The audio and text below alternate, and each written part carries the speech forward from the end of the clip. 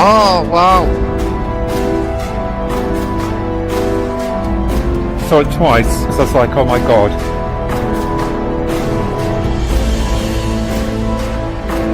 That was just weird.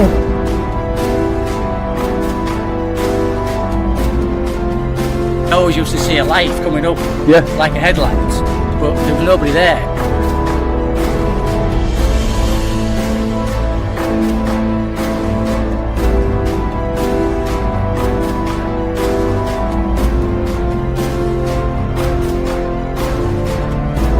Oh, it's just disappeared.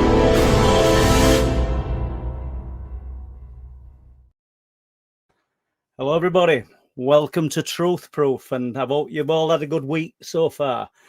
I've not had a bad one myself, and I'm looking forward to speaking with our guest tonight. And as always, great to have your support. I don't know what you've all been up to, but don't forget, put your questions please to myself and Anona, particularly our guest, in capital letters, and then we can not challenge her, but let's explore her thoughts and experiences, which which are quite unique. I think it's going to be an interesting live stream. I'm really looking forward to it. We've got over 100 people in chat now, so I'll just have a little bit of a shout out. So I see Susan Wiseman, Martin James, Deb Shaw, Andy 8 Shadows and Sightings. Don't forget to get over to Andy's YouTube channel and give him a bit of support. Scotch Miss, Sober Carper, Karen Bierman. I think Linny will be in, Mrs. Linny, Mia Girl, Tony Dixon. Let's have a look. Mike, Disabled Welshman, good to see you. Matthew Cook, William Nielsen, Dave Kay. And I can't go forever because I'm not a bingo caller, but it's just good. And we'll do a little bit more later on. Oh, and the Mark, other side, that's that side. Mark on my lip. Don't fall asleep when the Bobster's around because he'll jump on your face. So just to set that one straight, Marianne hit me with frying pan. So tonight, as I've already shown in the thumbnail, we're talking to Dr. Anona Blackwell, medical consultant, retired medical consultant, who's going to share her, in her own words, incredible journey from orthodox trained medic to unapologetic mystic. And that's summit, isn't it? I think that's fabulous that we're going to get somebody from academia who's accepting of what we would call the unexplained, the woo. Not accepting, she's experienced it, she knows it, she's lived it. So I'm not going to ramble anymore. I'm going to bring Anona on and welcome her to Truth Proof. Hello, Anona, great to see you. Oh, yes, great to see you. Just to tell your viewers that the reason I've got red cheeks is not alcohol. It's just that literally 15 minutes before we were due to go live, my laptop froze on me. And I just had a bit of a meltdown, but we're now on my iPad, so I do apologise if the graphics are not quite as good as they normally would be. No need to apologise. I went into a bit of a meltdown and I got a little bit of information. I thought, well, I need something else to talk about, but we've made it. And Anona, and yes. medical trained sort of in the medical profession, and then you've not jumped to unexplained phenomena and what you're immersed in now. It's been all of your life, hasn't it? Yeah, more or less, yeah. And it's not only that. What's really even weirder is before I studied as a doctor, I did a degree in biophysics, and I was at the very beginning. I was at the biophysics department in King's in London, and the chap who shared the Nobel Prize for discovering DNA, Maurice Wilkins, was my tutor. So I was very hardcore left brain scientist. And then I decided it was much nicer to try and help people than to be a researcher, and so I went into medicine. And I suppose it was a need to heal people in a way in my soul that got me on that track. But as we discussed beforehand, it started off, I think, possibly because I had a very challenging upbringing. We were very poor. We had like coats on the bed. Yeah. Before we jump into, I know you're doing it anyway, I think, but before we jump into the unexplained, because it's great to have a background on someone. Tell us about your early life. Yeah. Well, my father was a disabled bus driver. He had heart attack. My mother, we had a 3-acre small holding, and mother had a market stall. And as a child, my uncle said to me, he thought I'd have either been a mechanic or a doctor, because I always wanted to pull things apart. If somebody give me a doll, I'd pull it apart. But as a kid, like many children, I had a spirit child whom I talked to, because I was quite lonely. We lived in the countryside, and I used to play with her. Her name was Christina, and I can still remember what she looked like. And my parents, instead of rejecting this as a fantasy, they accepted it. And I even used to insist my mother put a plate for her at the table, although I never asked her to put food on it. I was probably too greedy. But so it started off like that, and I was never told off because of these weird ideas, friendship, and I would play with her quite a lot. That's when I wasn't sitting next to the beehives talking to the bees, and it sounds as though I was a bit autistic.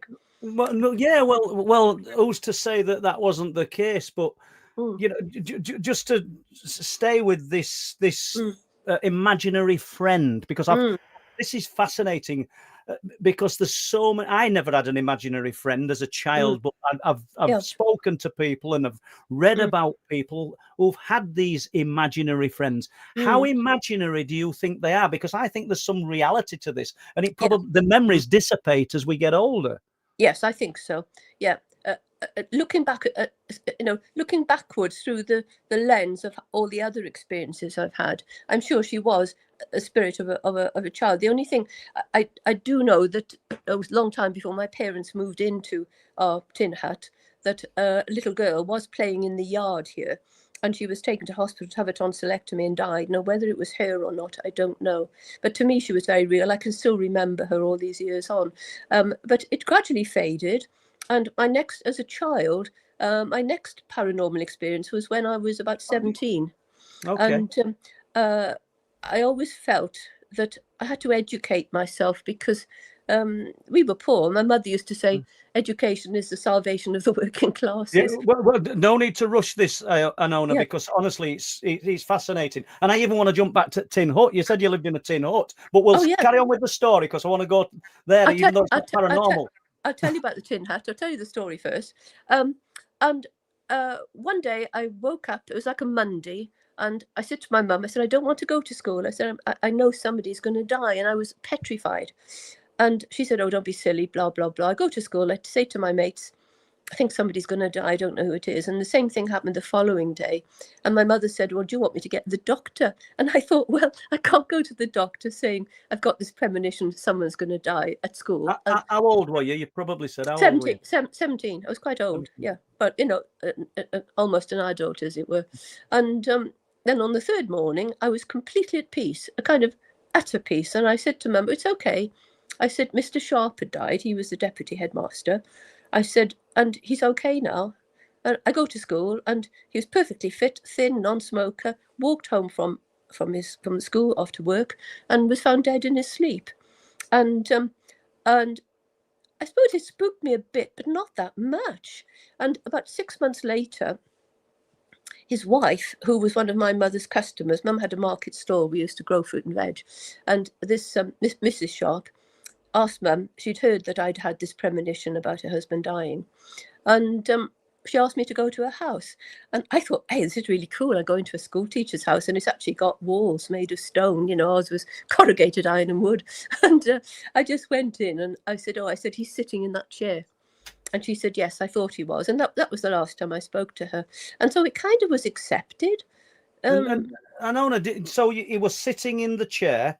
And I'm not challenging this. I believe that because we spoke prior to coming on the other day. Did you see him or did you sense him? I think it was a bit of both. It was looking back now, I can remember I wasn't sitting in the chair. I didn't sit down in the house. I just went in, pointed to an armchair, and said, "Oh, he's sitting there." And as far as I can recall, and I try to be as truthful as I can, it was just like a kind of very faint hologram. Is the best way I can describe it. And then obviously you're 17 years old, you've had the imaginary friend as obviously quite a lot younger. Have you any memories of jumping back to the imaginary friend when that friendship, that knowledge of her being around started to dissipate? Or no, it lasted probably a year or two, and then completely gone. I don't sense her at all now. No, I wonder what it is, because you remember, and there are obviously lots of people out there who remember imagining. But I wonder if they, because of the way our parents are or adults, and saying, "Oh, it's an imaginary friend." I wonder if we become I wonder if the vocabulary, if the deliverance of what the child was perceiving back then was delivered a little bit different. Whether we'd actually take stock and actually, I don't mean believe for the sake of believing, but realize there's some substance. There's a little bit more to the imaginary friend than what our parents are saying. I think we get brainwashed out of it, actually.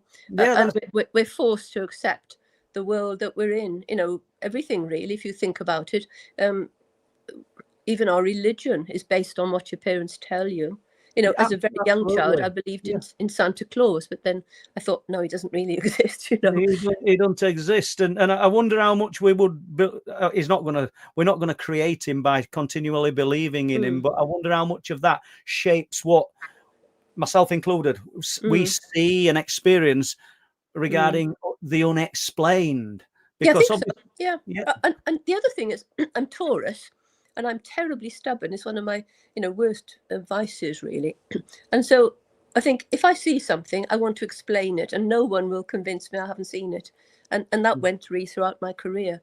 If something anomalous happened, I would do my very best to figure out why it happened. But I wouldn't consider myself psychotic or delusional, Yeah. So there's a question coming from Jack Hills, but we'll get to that in a moment, because otherwise I'm going to forget, and people are going to say, what's he talking about a tin up for? But I'm interested in how people lived, because I don't think my grandkids, even my girls, can imagine what it was like for people. And we're not going on bike with breadbasket up that steep hill and Overshadowing, but what it was like for people in the 50s and 60s. So you lived in a tin hut. Yeah, what happened is that there was a reservoir called the Grauneval Reservoir, was built near Abergavenny between 1913 and 1930, and they created something called Tin Village, which was a village for the workers. And it was literally corrugated iron with just wood clad inside, terribly cold. So there'd be icicles inside in the winter. We didn't have mains water. I used to love it in the spring, because you turn the tap on and little tadpoles would come through, which we thought were amazing. Yeah.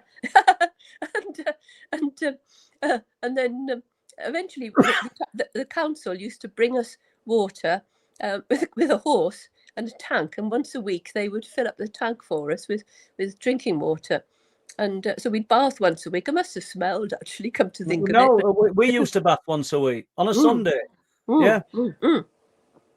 Exactly. So yeah, Dad would shoot rabbits, and we'd grow our food, because we were, really quite poor. Looking back of it, I think we were lucky. At least I wasn't being bombed. And we didn't have television, we didn't have phones, but I used to do lots of little experiments. I remember Dad gave me a black rabbit and a white rabbit, and so I ended up, I was interested in inheritance, so I'd breed the white with the black and see how many were spotted, etc. But the trouble is, we'd then kill them, and Mum would sell them in the market, because we lived an existential existence. Yeah. And so you can't judge people, because you have to eat, in those days. Yeah. When you're not sat stroking a rabbit on your knee, and there's a genuine reason. It's not like we aren't going too deep. It's not like the aristocracy going out and just shooting for the sake of shooting, is it? So jumping to it, there's a question here which we'll just get through, because it doesn't really apply to your story, but Jack Hills says, Paul, sorry to change the subject, but how special, in your opinion, were the lights seen on the cliffs last week? And then he's gone, Anona is very interesting. Well, I'll just briefly tell you, and he's put a picture up of me, which is a very good likeness of me, if it looks of it. Not. But anyway, last week we had what we would consider some kind of contact, Anona. Oh, right. Yeah, there were 7 of us on Monday, and on 4 occasions, one occasion there were only me saw it, the other occasion 6, and then all 7 of us, a light visited us. That's the only way we can describe it, because it wasn't a fleeting glimpse or something in your peripheral. Everybody saw it, and it was about tennis ball stroke apple-sized light that hit one of the people with us, Chris Mack, who might be in chat, in his stomach, and lit it up. He didn't see it. He's looking across, because it's lit. P2's in the chat's hand up and his back. And this is not exaggeration. This is what happened. Mm. And so we consider it some kind of visitation. And I mean, I'll run that past you. You've just briefly heard what I've spoke about. What, in your opinion, I know you can't say exactly, but what comes to mind when I speak about something like that? It's like an energetic orb, isn't it? What were you Yeah. doing at the time? Well, we spend a lot of time up there because it's Bempton Cliffs, and it's an area where people would say an area of high strangeness, Anona. So there's lots of strange things seen, lights in the grass, disembodied voices. You'll hear voices, even your own name. You'll get poked and prodded. It's a strange place, and the light is. We've seen lots of lights at various distances, but to actually be not literally within 20 feet of us, but within our little circle of 7 people. And it looked like, how did it make you feel? Did it make you feel afraid or good or bad or? We felt it were a positive experience, Right. and I'm not going to lie. There's a lot of oppressive feeling and sort of foreboding up there usually, but that didn't feel like it. That felt good. So, right. Well, this isn't even a question that's planned, but because we're gonna slowly work through from 17. But do you ever experience or did you ever experience a negative influence? No, I'm just trying to think, and I try to make my energy around me. My friends are all nice energy. Yeah. And I don't have any nasty books in the house, you know. Yeah. By nasty, I mean, I don't know. Anything of a dark nature. Anything of a dark nature, like pornography or whatever. I suppose really I sage the house occasionally.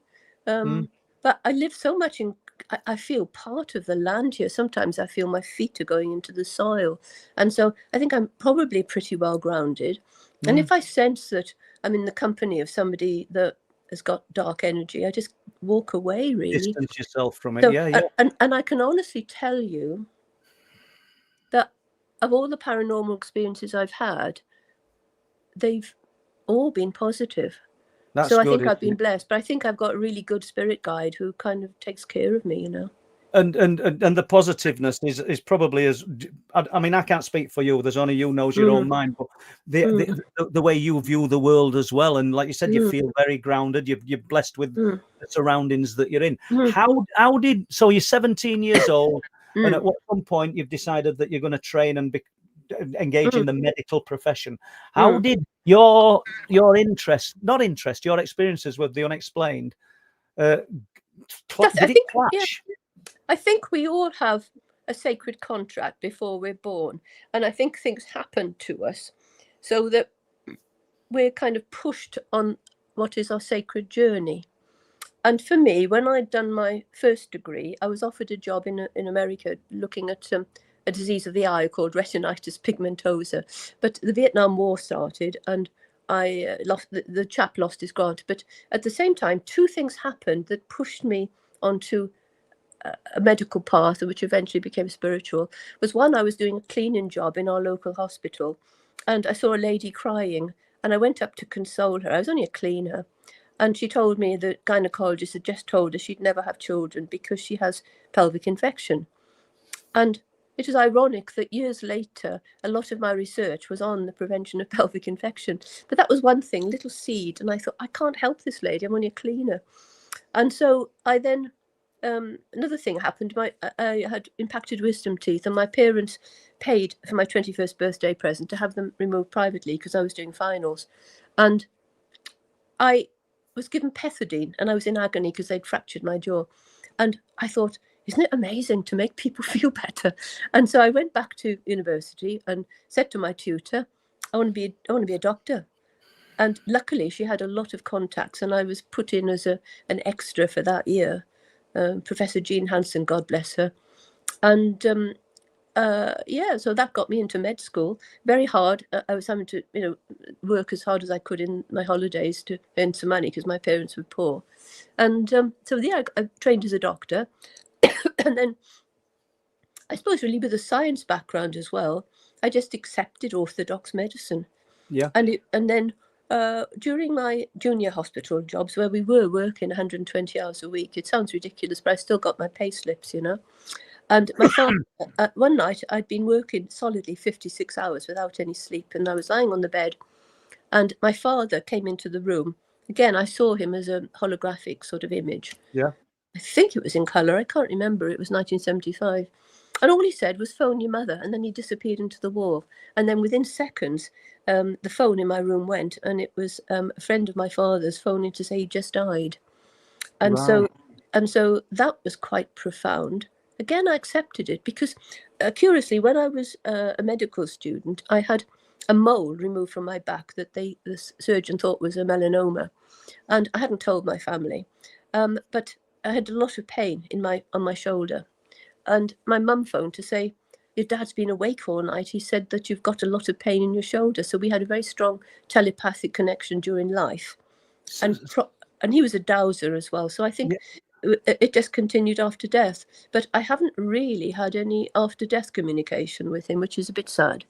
No, and well, I obviously that there's still time, I suppose. I hope so. Yeah, I hope so.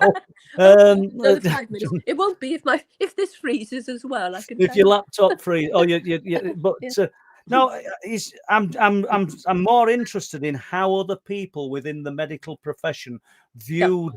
Because you don't strike me as kind of person. I don't mean you're going to shout this from rooftops, but when you've had these experiences, I don't think you'd shy away from saying I've had them.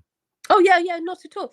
I suppose really, I did my junior, did my SHO posts in the Middlesex, and then I went to St Thomas's, which was a very respected teaching hospital. I was a workaholic. And I was doing research, and even as a junior doctor, I had 2 papers in the Lancet, which immediately puts you, overseas professors ask for your autograph, and so I had such a solid academic reputation, and I was very grounded because that's what I am as a person. And I remember someone asked me, why was your follow-up rate so good with this particular study? And I just said, I had a lovely lot of compliant patients. But the truth was, I used to hold the patients' case notes, and I would pray for them to come back for their follow-up appointments. And all but one did. And I knew when we entered this lady into this, it was a treatment study, that she wouldn't come back. But that wasn't on the exclusion criteria, so I had to admit her. And I can remember it was very expensive to do all the what we call semi-quantitative analysis of vaginal bacterial flora. And you have to arrange for patients to come back at specific times when my technician was there. And on one particular day, this technician couldn't be there, and I needed to alter this patient's appointment. There was no phones in those days, no mobile phones. And so I took her case notes and I prayed over them. And I said, please phone me. And then within about an hour, she said, you've been trying to contact me. And so I used the power of prayer. It was almost in my blood. It's funny, as I'm talking to you, I'm getting pins and needles down my legs. I'm just thinking how fabulous that you've mixed this career in a highly functioning and skilled profession with what some doctors, some in academia would deem as just woo-woo, but it's not for you. It works, don't you? It works, yeah. And it's funny stories too, because I don't want your viewers to be too bored with my stories. I don't think they'll be bored. Honestly, I really don't. My ego nowadays is based on whether my dog is lovely. It loves me or not, rather than any past things. But some of the funny anecdotes I had. One lady came to see me. She was very, very cockney, and she was like a female version of Michael Caine. And he came in. You can imagine it was a fairly small consulting room, just me, the desk, a patient, so 2 chairs and an X-ray machine. That was all, X-ray reader. And she had thrush. And as I was asking her intimate questions, I was suddenly aware of a man, a very powerful man, standing next to me. He's always on my right, and it's almost like peripheral vision, but I could see him again. It was quite a solid image, and he was very much, he was a lot of angst. And so I said, I can't go on. There's a man in the room. Now, most normal patients would think this doctor who's got a white coat on, the stethoscope, is crazy. But she said, don't worry, Doc. She said, it's only Arthur. He's been dead for 5 years. She said, and the bugger follows me everywhere. You tell him to bugger off, dog. I'm sorry, doctor. That's exactly what she said. And so I did telepathically, and he did. He went. And so that was quite funny. But was she surprised that you could see him? No, not at all. Not at all. Because she could see him all the time. So the fact that I could see him didn't phase her. Looking back on it now, it's amazing. I wasn't certified really, but I had another lady, which was very beautiful. Really, she'd been seen by a colleague, and she only had yeast infection. And I wrote her up. I was telling her what to do, etc. And as she went to I remember she was a school teacher, and she was head of English in a private school, and just very nice woman in her mid-40s. And she had a handle, just sort of hand on the door to leave, on the door handle. And suddenly I had this feeling of love that was so overwhelming. I can still feel it. And again, it was to my right, and it was like an oval of gold light. And there was this woman in the middle. And it was, all I could see was a female figure surrounded by golden light and love. And so I said, oh, come back in a minute, can you, to the patient? And I told her what I'd seen. And she broke down. She was crying, and then she hugged me. And she said her mother had died 3 months previously. She'd had the same vision and was afraid to tell anyone in case she lost her job. Right. And so I think so to me, that is a kind of healing. I might have treated her thrush, but I healed her emotional angst. No. Yeah, absolutely. It's people in chat. If we do get to your questions, because you know what I'm like with questions, I'm too busy listening to the guest. But tell us what you think, because I think this is so interesting to have somebody. You've almost stood between two worlds here, the academia and we'll not call it the woo, but what would you call it? Woo woo. Yeah, woo woo. It's very difficult because I can remember once I was it was when I was in Swansea, when I was a consultant post, and I used to swim at the Marriott Hotel when they still had a pool. And there was this one lady that I knew because she'd be there when I was swimming, and she was terribly sad because she just lost her daughter from ovarian cancer. And so I was consoling her a bit with spiritual matters. And then about a month later, I was swimming again, and she was at the far end of the pool talking to a lady who was, do you remember the Giles characters, the Giles cartoons, where there'd be a woman these little on books horseback. And things. Yeah. Quite a chunky woman, and she was quite chunky, and she just had her hair permed, and someone you wouldn't mess with, And she was talking to my friend, so I swim up to them, and I said, how are you, blah, blah, blah. And she introduced me to the chunky woman and said, she said, oh, this is the doctor who believes in spiritual healing. And this woman immediately said, you don't believe in that rubbish, do you? Very aggressively, you see. And I thought, I only want to swim, So, and she said, show me, she said. And I said to her then, I said, my left brain doesn't believe it, but my right brain knows it's true, you see. So I was talking about lateralization in the brain. And then she said, show me. So she put her hand out in the water, just above the water level, and I put my hands either side. She put her right hand out, and I just did that, and nothing happened. She said, just as I thought, nothing happened. So then she lifted up her left hand, and I did the same, and she was thrown back in the water. It didn't touch her, but she was thrown back in the water, ruined her hairstyle. And she got up and she was going away from me. I can't believe that, she said to her friend. She said, you know me, I wouldn't say anything. She said she'd felt a bolt of energy go up her arm and then someone push her over. So I think my spirit guide just got a bit miffed off. I think they got a sense of humour.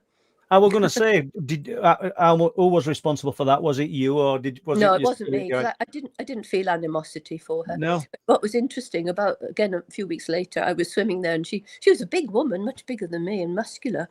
And she was in the corner, and she said, keep away from me, she said. I thought, oh, well, fine. It worked out well then. We've got a question here. We've probably just about covered it, but we'll put it in from Rick Bennett. Anona, how did your colleagues in the medical world react when you began exploring paranormal phenomena? Well, I can best answer this by, when I met the king, he was Prince Charles at the time, he said to me, I was telling him about one particular patient that came in with the spirit of a horse, you see. And he was very interested in it. And he said, "Tell me, Dr. Blackwell," he said, "don't your colleagues think you're rather mad?" He got a lovely voice. I was in love with him by that time. And I said, "Well, sir," I said, "I've got 3 Lancet papers, 2 of which permanently altered clinical practice. And you're lucky if you get one." I said, "I'm advised on spiritual healing to the Royal College of Physicians Integrated Health Committee. I've got a higher award for clinical excellence, and I'm chairman of the trust. I was chairman of the trust consultants committee." So I said, when I tell my colleagues a patient came in with a horse, a spirit of a horse, they ask me what type of horse, and so that kind of sums it up in a way. Is that because I was so grounded in orthodox medicine, that they had to accept my alternative reality, really. Yeah, because you were good at what you did in orthodox medicine, and Yeah. absolutely. I hope I was anyway. Yeah. Yeah, absolutely. And let's just have a look here. And This is water, by the way, although I probably do need a gin after the laptop freeze, no worries. We'll just briefly answer this one because we know what it is. But Mike, disabled Welshman, is asked the question. Yeah, Is that I put it there. I'm afraid it doesn't seem to make our rugby any better, but there you go. I was in love with Alan Wynne-Jones for years, but it's too bad now, isn't it? And I see Laura's in, my daughter. Good to see you. Karen Bierman, Tom Waters, Zeno, Fire Spirit, Steve Colling. We've done Mike the disabled Welshman and Laura Sinclair Botel. Good to see you, Laura. Laura works in hospital as well as a dental nurse, so that's my daughter, or one of them. So right, and Gemma's in doing the moderating. I better not forget that one.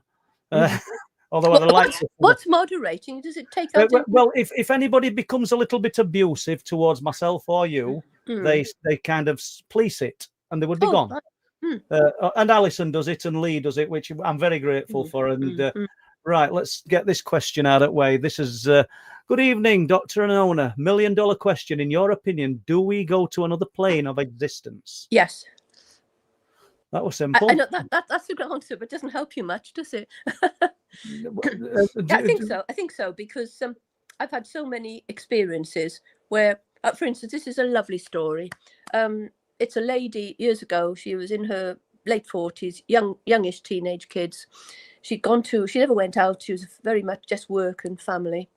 And she went out on a friend's hen party. Someone spiked her drink, and the following day she woke up having been assaulted in a local B&B. And she came to see me, and she sat down and then burst into floods of tears. And I grabbed her hand, and she said, in words I cannot emulate, she said, "I wish my mother was with me. I wish my mother was with me." And suddenly there was this whoosh of energy, almost like a cartoon. Whoosh of energy. I can still feel whoosh. And it was her mother, and she said, "I died of I was 54. I can't remember if it was 54 or 64, 54, I think. And I died of breast cancer." And I said to the patient, "Oh, I'm sure she is with you. She died of breast cancer." Now, there is in spiritual belief systems that people can actually, spirits can overshadow you. And I didn't want to say to the patient that her mother was there because the clinic was busy and I was a bit naughty, really, I suppose. But I did. I said, "Your mother's with you." How did the patient react? She said, "How did you know?" She's in a state of trauma anyway, so you probably. Yeah, she was traumatic, yeah.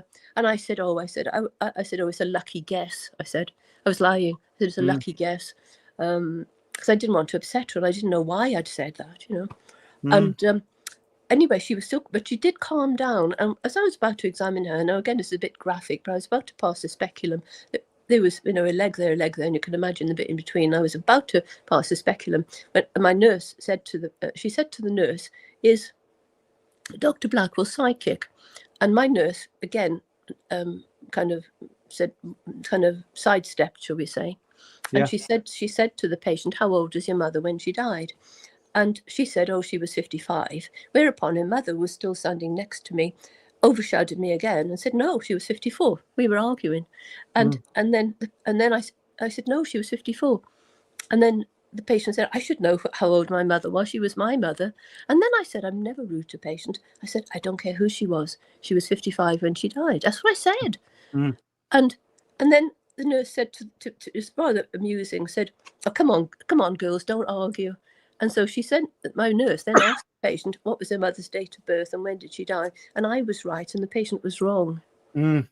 And But- so the patient went completely quiet. I did all the tests, and when she stood up, she hugged me. And I said to her, I think I better come clean. I said, I'm training as a spiritual healer, and your mother's been with you ever since you came into the office. And it was the end of the clinic, so I said, would you like some spiritual healing? So I took her to my office and just laid hands on her shoulders and prayed. I don't believe in conventional religion, by the way. I think we should all connect directly with spirit. And she said to me, have you got any kids? She said, not children. Have you got any kids? I said, no. And she said, you have now. And she gave me a hug. I can still feel loved by it. But you felt emotional, did you? I just felt loved. It was lovely. And then she left. And she said to the nurse on the way out, she'd come in surrounded by darkness and had left surrounded by light. Yeah. And so I think within medicine, there are various layers of healing. And I think the lowest one is surgery. If you break your leg, you need a surgeon. And then there's medicine, and there's a whole load of, I can argue about that, which is drugs. And you were the conduit for that experience, really, weren't you? But I suppose it just tells us that our loved ones and maybe even in some instances our enemies are actually there on the peripheral of our perception. That's why I think I think we don't really die. I think our energy is around, and but the only vibe that brought them back was the vibe of love and intense love. Intense love, because I had another young girl who had come in just to have some warts treated, and she was about to deliver. She was quite advanced in her pregnancy, and as soon as she came in, she just stayed to me. I got to talk to you. I got to talk to you. And she said that her grandmother had brought her up, and that her grandmother was dying of cancer and wouldn't be there when the baby was born. And so I said to her, I said, just for a moment, forget about your belief systems, because I said, I believe, I said, even when people are gone, they're still going to be with you. And I said, your grandmother will be holding your hand throughout labour. She'll be with you all the time. And she calmed down. And then she said, oh, they want my father to move in with me. And I said, you can't do that. He's an alcoholic. It'll ruin your life. And she said, how do you know he's an alcoholic? And I thought, how do I know he's an alcoholic? And then I said to her, you know how I know.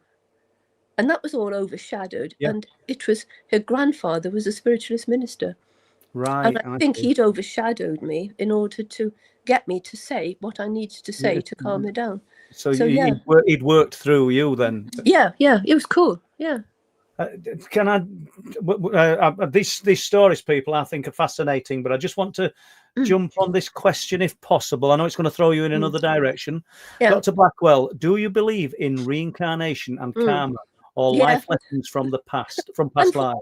Yeah, unfortunately, that's why I'm trying to be as good as I can, so I don't have to come back again, So do I have any direct proof of it? No, but if I'm trying to think, Ian, is it Stevenson? He was a doctor who studied past life experiences in, I'm trying to remember the country now, something like Yemen or something, where they believe in reincarnation. And I've got his book, but to be honest, I'd have to go and mug it up again.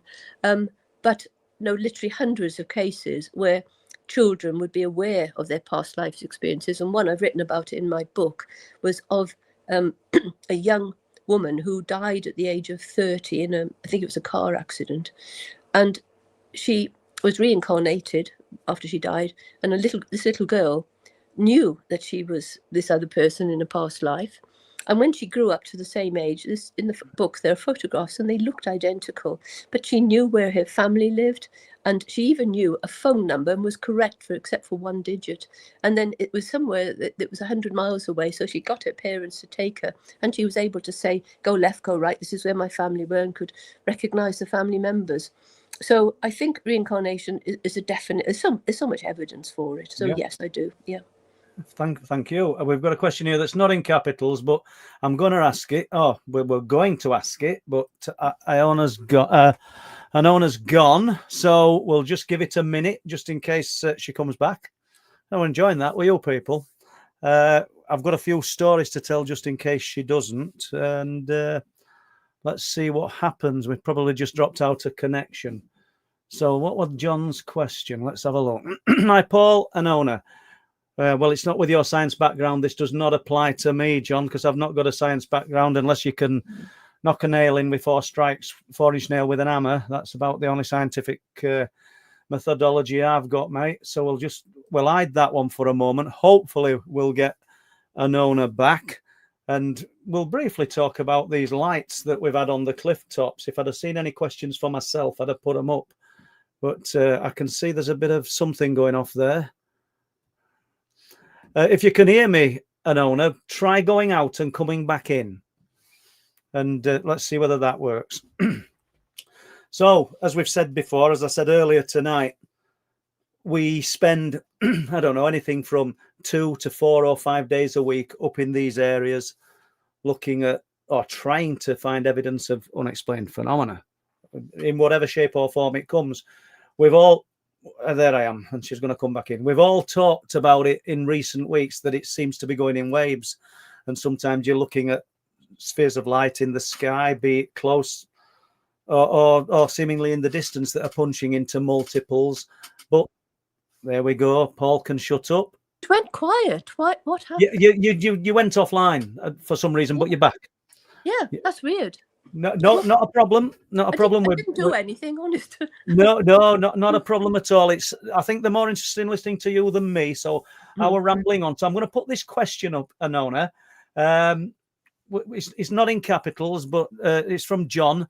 Hi, Paul. Hi, Anona. With your science background, may I ask what your belief is on the creation of life? Do you believe in Adam and Eve, evolution, or possibly even simulation theory? Simulation theory, I would go for. Okay. But for no strong reason. But yeah, it's not really my area of expertise. But I do believe that we live in kind of probably live in more than one universe at a time, and limited experience of this. Again, I describe it more in my book. But I have a friend called Angie Kruger, who's an internationally recognised medium. And she was staying with me in Swansea years and years ago when I first met her. And one morning, it was a day she was about to leave. And I was boiling her an egg, and her bedroom was upstairs from mine. And as she came down, as I was boiling the egg, my archangel Michael came into me and said, you've got to go and check Angie's tyres, because she's going to die on the motorway if you don't check the tyres.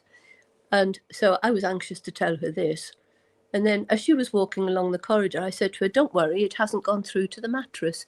And she said, how do you know? I was about to tell you that that she'd spilled coffee on the mattress. And I said, what had happened is that in my head, I'd gone forward about 4 hours' time when I was changing the bed sheets. And so I just explained, I just time traveled, a bit.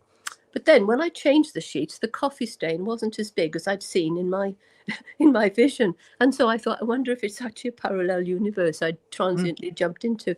But what was interesting as well is that when I said to her, we got to check, you got split tyres, a split tyre, and I told her where it was.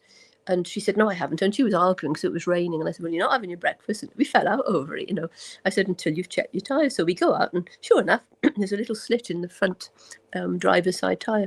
And she said that her guide had told her there was a slit there, but she'd taken it to a garage and they hadn't found it. And it was basically because it just so happened that where she'd driven a car to me, the pressure of the car had opened the split up a bit.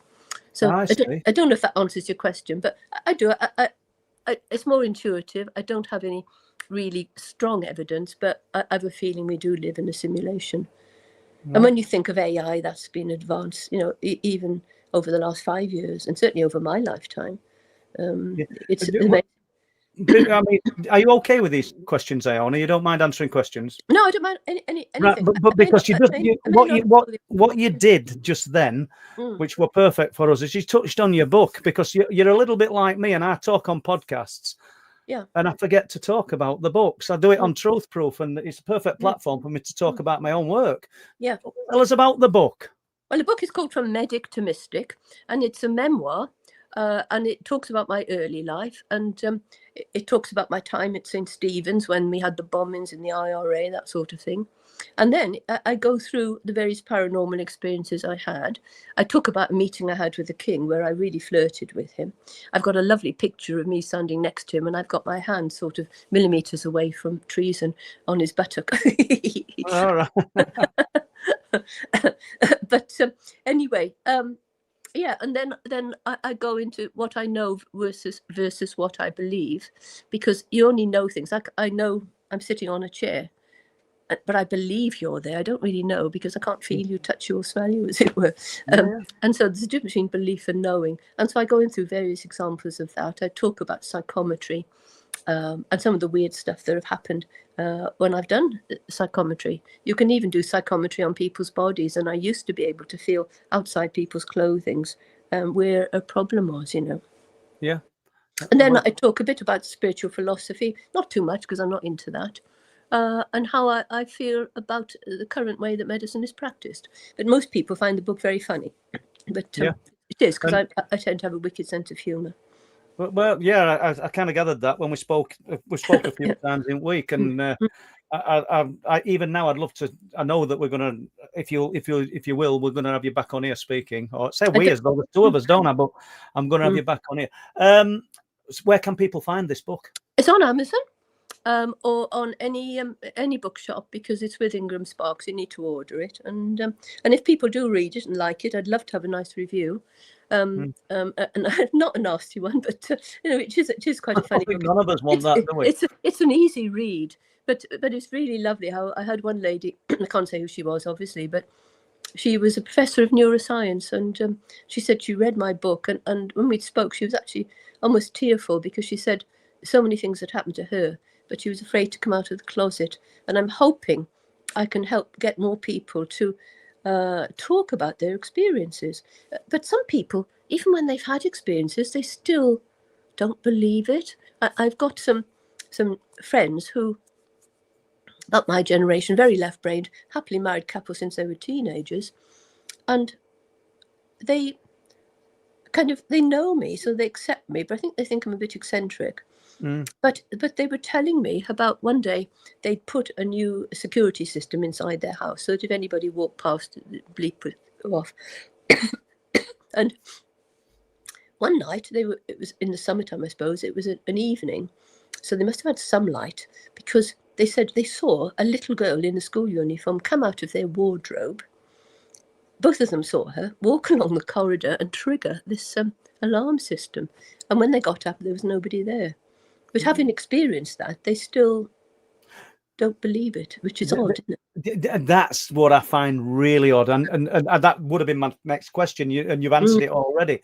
Why, when somebody who's clearly intelligent, people actually see something that's undeniable, they told you, yet they still don't believe it. How do you work? Are they so ingrained? Is in their belief system that there's no truth to what these things? Do you think that's what it is? And that doesn't detract from your friendship, but it's almost frustrating, isn't it? Yeah, but they're really nice people, and I think, to be honest, it's easier in life and not to be a deep thinker, and because when you go into really thinking about the meaning of life, it can be a bit depressing. Yeah. And the only thing that drags me back is being out in nature. Luckily, I've got a big garden, and I do a lot. I grow food and give it away because I like growing food, you know. Yeah. And then I love wildlife, and so you can wander around the field and walk on my lawn with no shoes on. And that was going to be one of my questions when I spoke to you earlier in the week. You couldn't answer the phone because you were picking apples for people. Yeah, sounds idyllic. Yeah, that's right. Yeah. What I was going to ask you, forgot what I was going to ask you, to be honest with you, because I've lost my thread with picking apples. So we'll go to Lisa's question. That's right. They weren't apples. Yeah. So, Paul, please, can you ask the doctor, does she think spiritual healing could be part of our future medical treatment? Good question, Lisa. Yeah, I think it should be, because I remembered now. Go on. Sorry. Yeah, it could be, but you see, in the old days, if you look back years and years ago, the doctors were also kind of shamans, and they were healers. And again, in my book, I've talked about, it was quite interesting, really. When I was doing the prep, I'd written reams of stuff before I started seriously writing the book in 2021. And I came across an essay that I'd originally intended sending to the Lancet for a competition back in 2007. And when I read it, I couldn't believe it. I talked about a pandemic that was going to alter the way clinical medicine was practiced. And there's also, I talked about a machine which still existed at the time, but there's a chap called Konstantin Korovkov, who is a professor of physics in St. Petersburg, and he's written a book called The Energy of Consciousness. And I've seen him speak, and I've used his machine. And it's you put your hand on this metal plate, and you probably know it's a Curlian photography, really, but you get a slight electric stimulus, and you can see your own energy field, and then it goes through various computer analysis. And I had it done on myself, and they show you where your chakras are. And I can remember once I'd had mine done, and I had really bad sinus infection, and you could see that around here, and also I'd broken my ankle, and there was problems there, and my chakras were also out of line. And oh God, the thing is, I'll get too woo-woo here. Stuff I couldn't even put in the book because so much weird stuff has happened to me. But let's just say I was zapped with an energy called blue star energy in about 2003. And again, that's a long story. Did you name it blue star energy? I was told it was by about 6 different people. Yeah. Okay.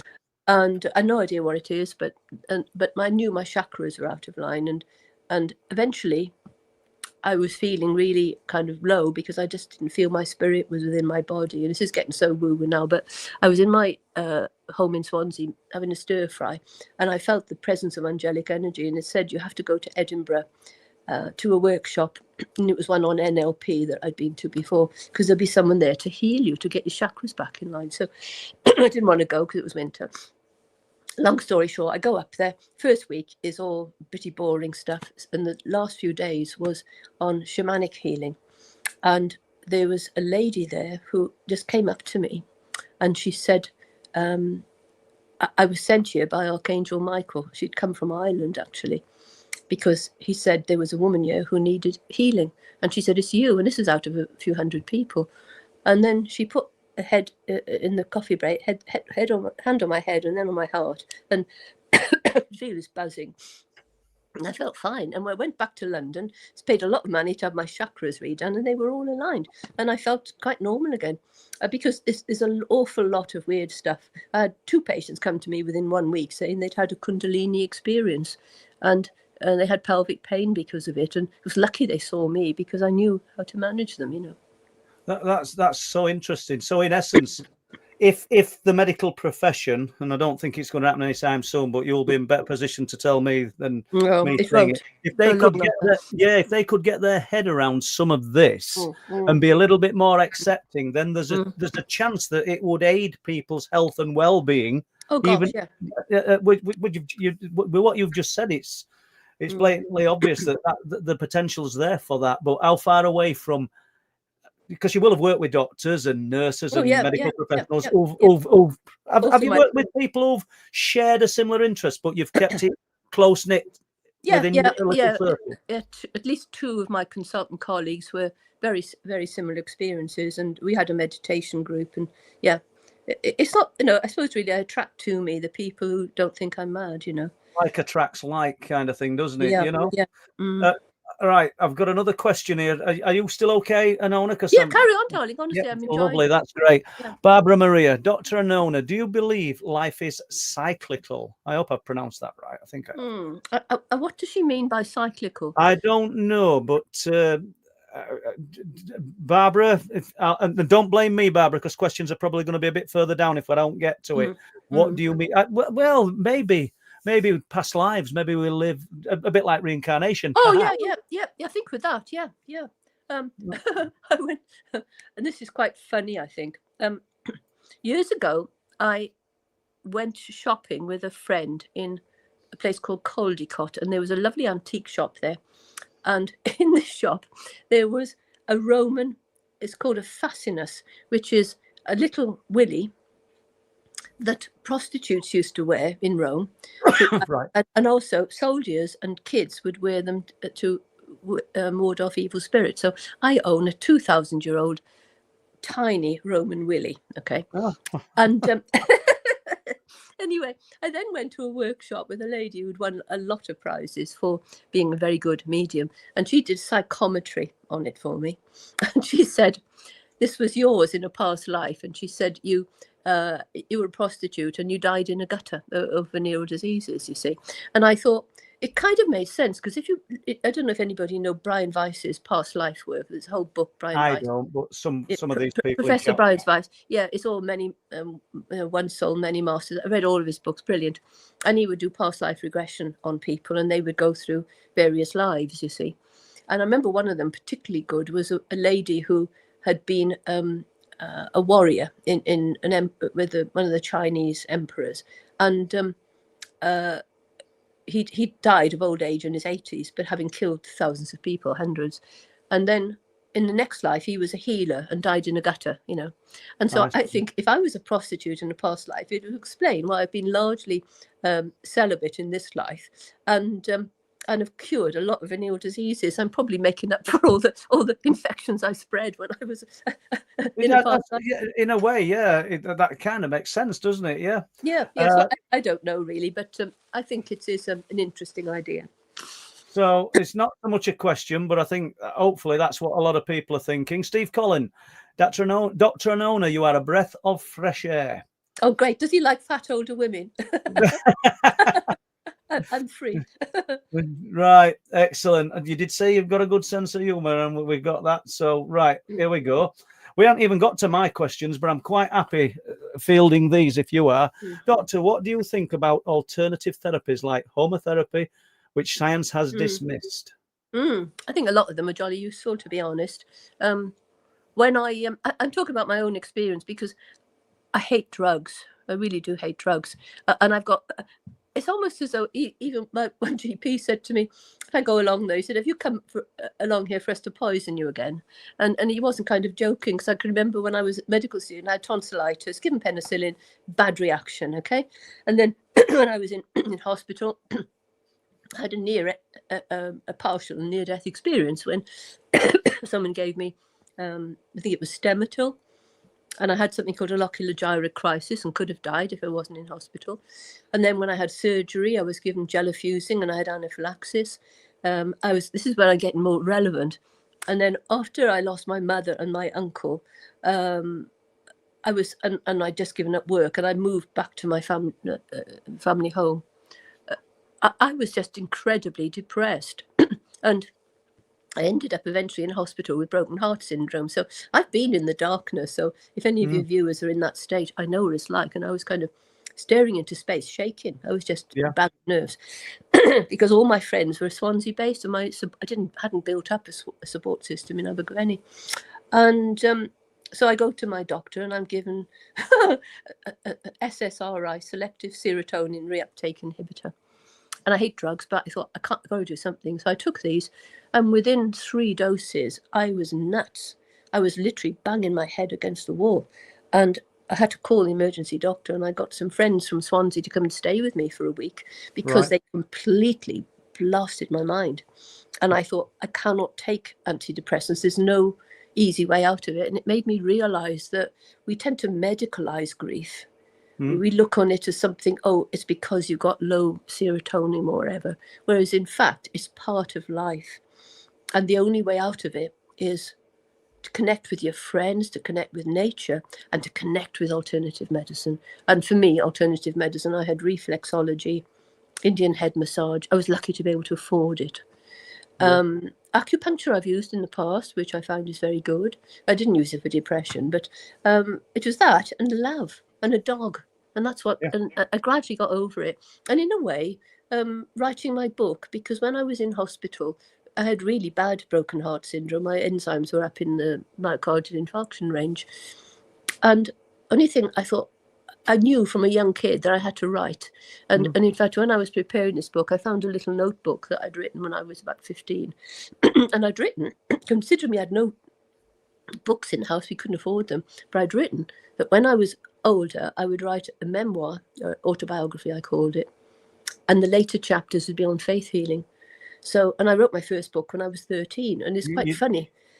You'd almost predicted what you were going to do in later life. Yeah. I'm going to put this up, Margaret. You're not Margaret. I do realise that. I'm going to put this up because I realise this will have been asked much sooner. But as Doctor thought about writing a book, and Margaret, you will already know that now that from medic to mystic has been written. But carry on, Anona. I just wanted to put that up. So I tell you what, as well, it's something that. Here's this one story, and again, it's funny, but at the time I was doing a female clinic. It was a vulval clinic, and a lady who's now my age, and I thought she was old, God bless her, and she hobbled in and sat down, and I was going through her history, and I was aware that her husband, her late husband, was standing next to me, and I could see him. He had a trilby hat, a long dark raincoat, and I just saw the side of his face, and I just ignored him because I thought I got clinic. I was asking her, and I said, "Oh, can you tell me when you had?" She told me she'd had a hysterectomy. She'd also told me her husband was dead and that he'd never had sex because he'd always been in a wheelchair. And anyway, so I said, "Oh, when did you?" She told me she'd had a hysterectomy. I said, "When was that?" And she said, "Oh, it's all right, Doc. I can't remember. And I asked my late husband. He's standing next to you." And so I said, "Yeah, I've seen him there since you came in." And she didn't bat an eyelid. And she talked to him telepathically, and then she told me. I don't think on that occasion I did. On that occasion, I didn't telepathically connect to the spirit. It was via the lady. Anyway, when she went out, I'd given her a treatment, and my nurse said to me, she said, "Dr. Blackwell, do you think you ought to refer that patient to a psychiatrist because she reckons her husband's with her?" And I said, and she said, "Do you think she's mad?" I said, "I hope not." I said, because I saw him too.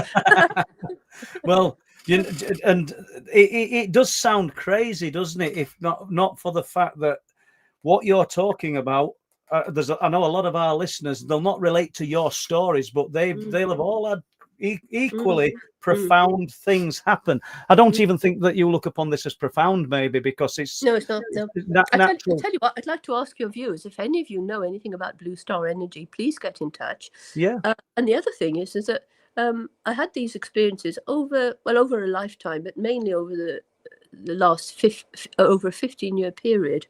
But when my mother, who had dementia, moved in with me, my paranormal experiences kind of stopped. And I just, apart from chairing a spiritualist church meeting every fortnight in Hereford, and my friends are mediums, but I've lost the connection, and used to be lovely. And it's like having been in a world of colour, and suddenly my mother moves in and it's switched to black and white. And that ability, the gift, has not come back. No.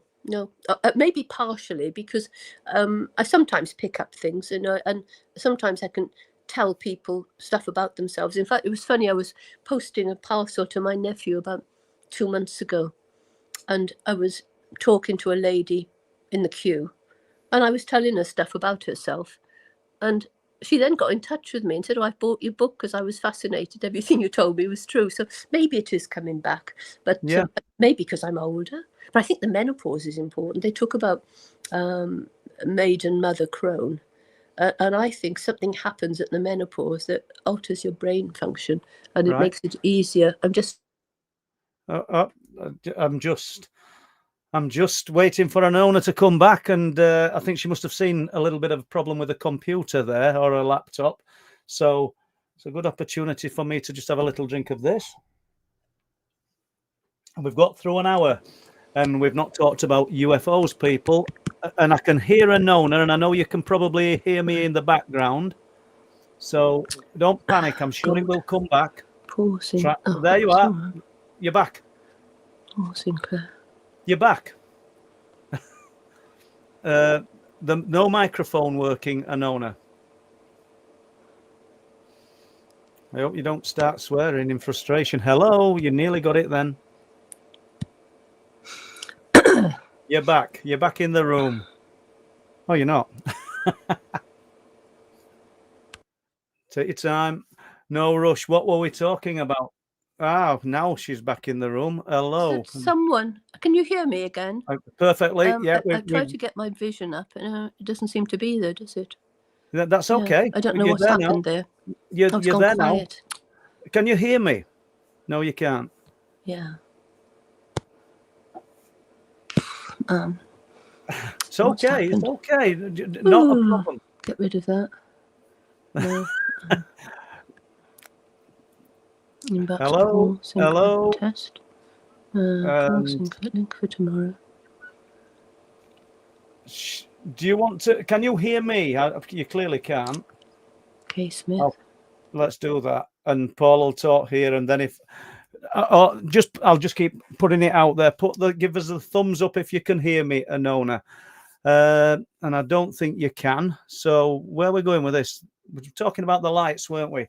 And our perceived prompt. There we go again. Let's try one more time. There's no right. Hello. No. Hello. Are you back? Can you hear me? I can't hear you. No, unfortunately, your microphone's not working. Unmute your mic. Can you hear me? I can't. Yes, I can't hear you. Well, I can't help that. No. Everyone can see you and hear you. Don't know what to do. Not to worry. Can't hear you. I realise that. Go out and come back in. Right, I'll remove you. These things happen, and it can't be any worse than a dog jumping on your face when you're asleep, can it? Let's face it. So, I see John Paul Bodies in. Good to see you, John. Real Wayno. Honolucci. Let's have a look. Rick Bennett, Margaret Hughes. And if she comes back in, we'll do a little bit more. And obviously, if she doesn't, then I don't know what we're going to do. But we'll talk about these lights because I really think they were special. That myself, Jack, Ian, Pete, Michael, Chris, Jeremy didn't experience them, but we were up there, excuse me, last night and ever hopeful. Only this time we'd set 7 cameras up and we've got them at various distances. We're never going to get to this, are we? Because we'll try one more time. I don't think this microphone's working. Hello? Hello? No, not happening.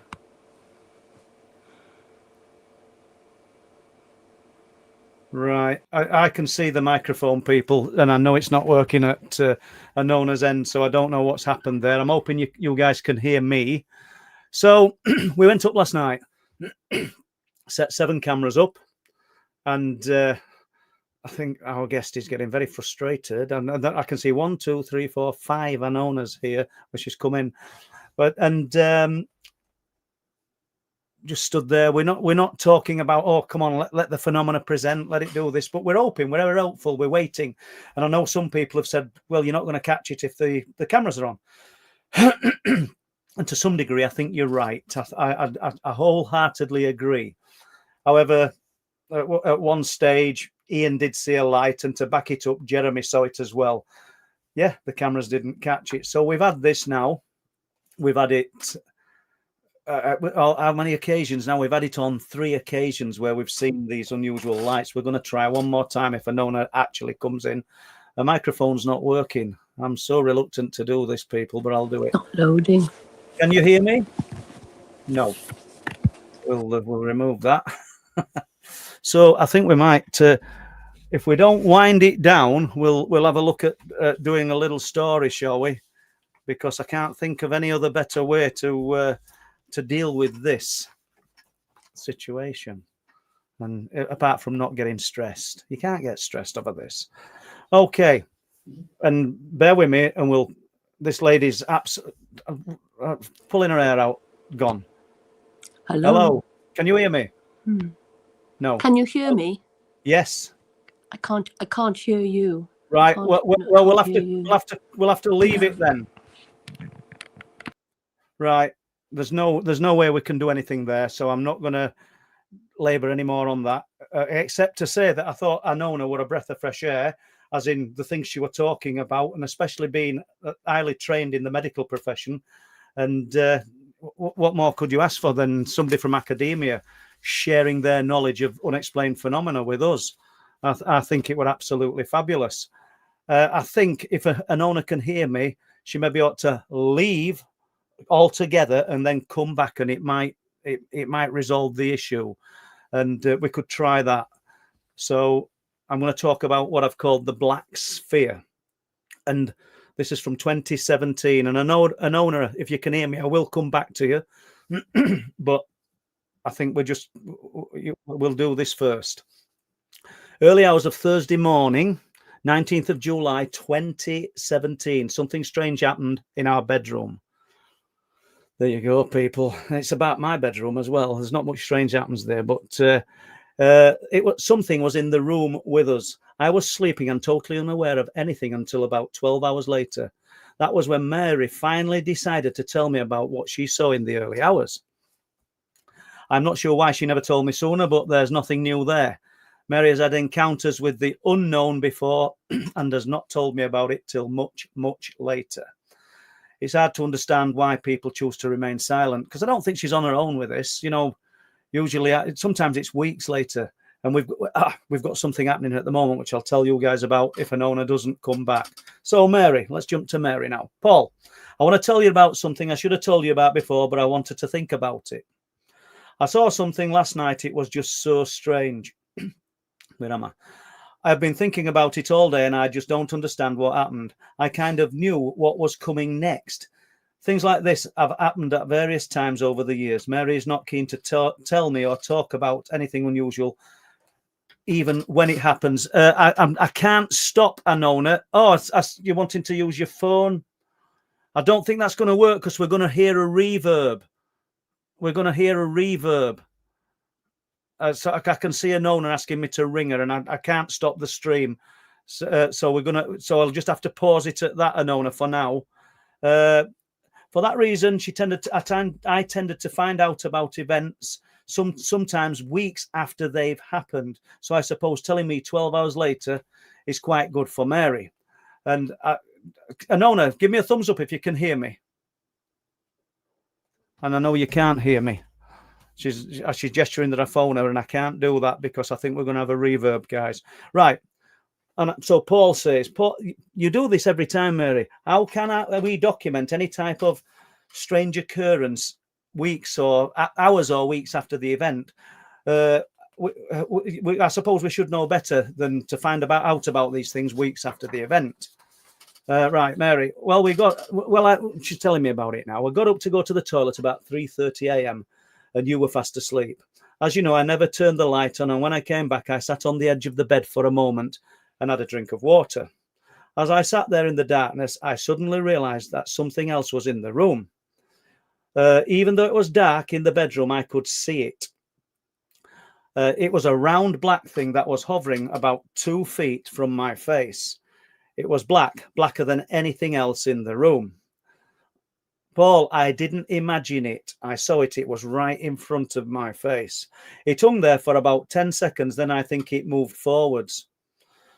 So I ask, what did it do? Well, you know, when you get that eye test at the opticians and they blow a blast of air into your eyes, well, that's what it felt like as it moved towards me. It felt like a blast of air hitting me in the eyes. Then it just vanished. I don't think an expert exists who can tell me what such a thing means. And I really don't know. I don't know what you guys think in chat, and I might scroll down if there's any questions for me. Anona's back. It keeps popping in. I don't think it is something Mary imagined, or we should not have. I don't think it's something Mary imagined, or she would not have had a blast of cold air hit her in the eyes. And its position right in front of her face, that implies some kind of interaction that took place. We've got to ask ourselves, what? A black sphere, a black orb? It's really strange. And that part of me wonders if the phenomena was trying to communicate, but another part of me says, I don't think so. I don't think it was trying to frighten her. I don't know what it did. And I jumped back then to my friend Andy Ramsden, who I've not seen for a few years. If you're watching this, Andy, get in touch. And I remember Andy Ramsden telling me how frightened he was when he saw a black sphere at the back of my head when we were on the cliff tops at Bempton. And Anybody else had experiences of strange black spheres? Can you tell me that? Have you? I don't know. I mean, I think it's a fascinating one. She had another experience, Mary, that I've not got written down, where similar thing, went to the bathroom in the night, lights off. Wrap your head around this one. We've just heard Dr. Anona talking about her strange experiences, and there's a mirror between, like a rack where clothing's positioned, and then the I don't know, 18-inch gap, and then the door to the little ensuite, and there's a mirror. And she sat on the bed and claimed that when she looked into the mirror, she could see a bar and people sat out in a bar, and she's almost like looking in through the window. Is she having some kind of psychotic episode? Are we all? Do I have them? Or did she see it? She don't talk about many things like this, but she clearly says that that's what she saw. But let's just jump to the things that are happening at the moment. And I don't think Jack will mind. And Ian, and if I'll speak to Pete if there's out happening with Pete. So we've seen the lights on the cliff tops, and we talk about the hitchhiker effect, what I call the host. We become host victims for the phenomena almost. And Jack now is finding small pebbles where they shouldn't be around his property. When I say loads, there's not loads. I think he's found 3 so far, where they shouldn't be. And so, we will pick up on this later, because I never intended talking about this today. As you know, we've got the little dog that inflicted this terrible wound on my face. And not really. We were on cliff tops, we'll call it Monday night. And when I got home, Mary said to me, I haven't had a shower. And I said, why? She said, because the dog were acting a bit peculiar, because he never sets off barking or sort of going. He's not a yappy little dog, really. He barks when I come in. It's more like I don't know, he just does it when I come in. She said, but he went and stood looking down the hallway, and he was barking and growling, and he'd got no appetite to go into the hall. So that was that. That's Monday night. Wednesday night, and I think she said it was about 10:15. Wednesday night, when I get back after we've been up there on the cliffs, she says he's done it again. This time 11 minutes past 11. Jumped up, stood again the hallway, looking down, barking his head off and growling, really, really unsettled and uneasy, not happy. And we're only talking about a dog, and we're talking about a subject where we unexplained phenomena, truth proof, but let's just stay with it a little bit. So last night I came in, and as soon as I walked through the front door, first thing I was going to say was, has he done it again? Yeah, he had. And this time it was 9 minutes past 11.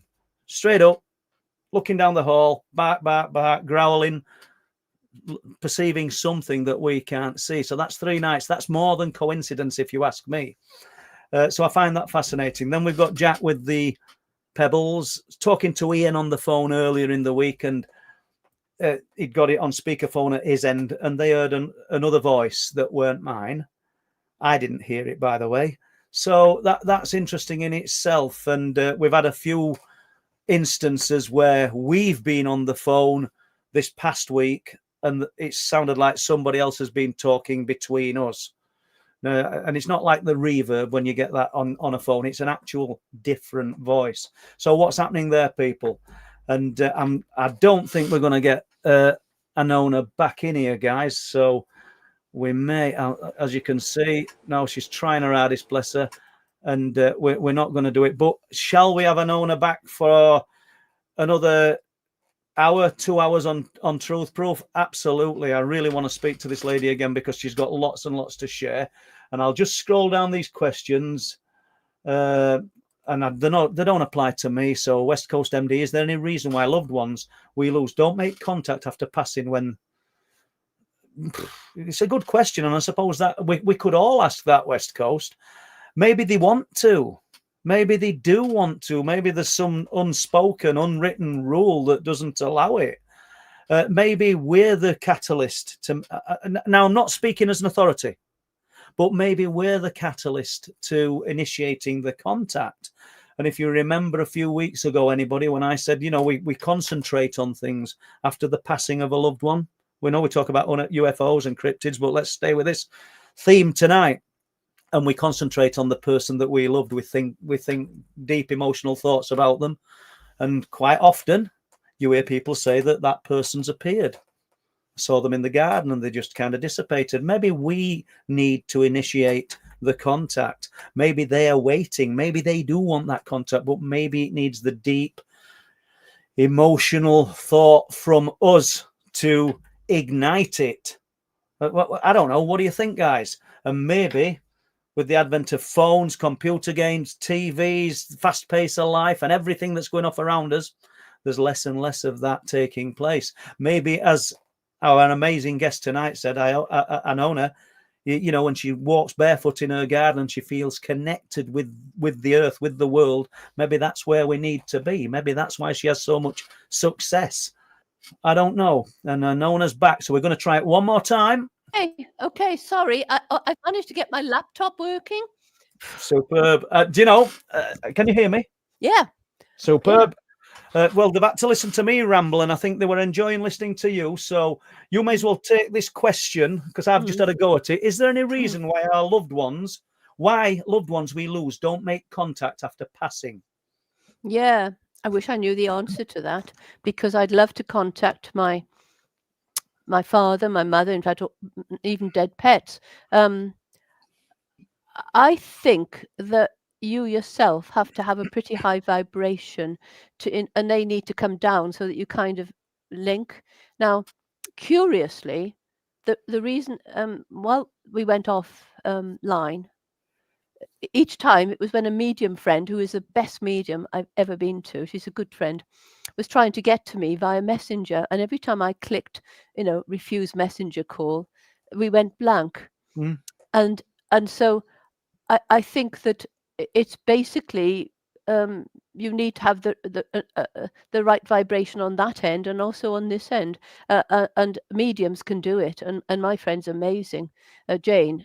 She well, I can tell you something. My editor, Sandy, had a reading with her and was quite gobsmacked by it. And then several months later, Sandy's hairdresser said he was desperate because his mother had passed and was upset. So he had a reading with Jane. And he later said to my friend, oh, everything was right, except she'd told me that my partner she told me that someone had taken one of her many handbags and written a letter to her and hidden the handbag in the coffin. And he said that didn't happen. But when he went home and told his partner, the partner said that's exactly what happened.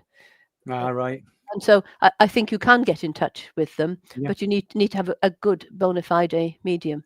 Yeah.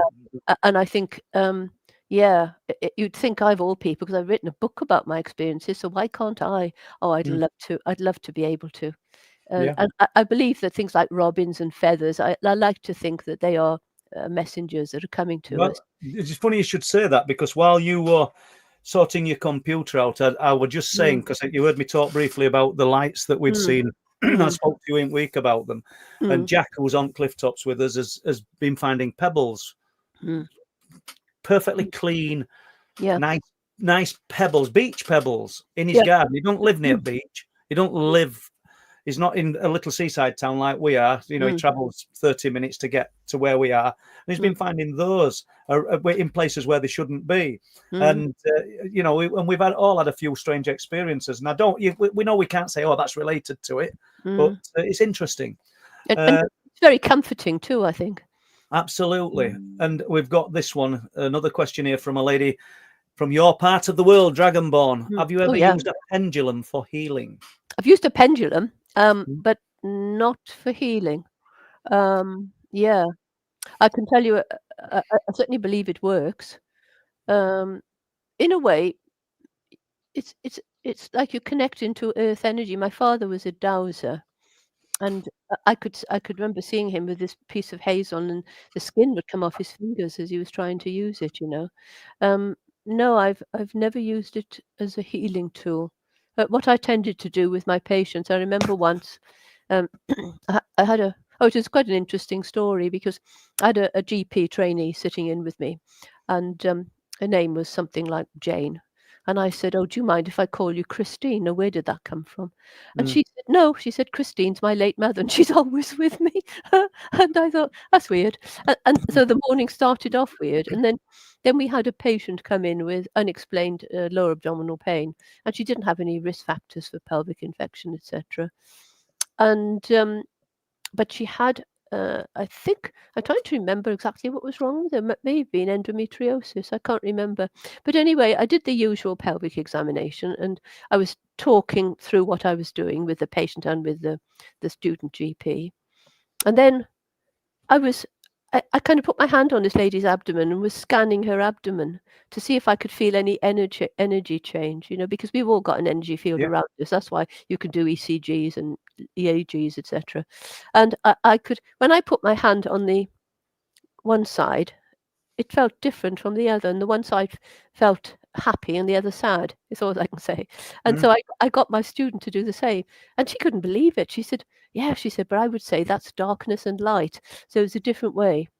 And Yeah. so in a way, I was doing kind of psychometry on the patient, and I suppose there is pendulums related to it.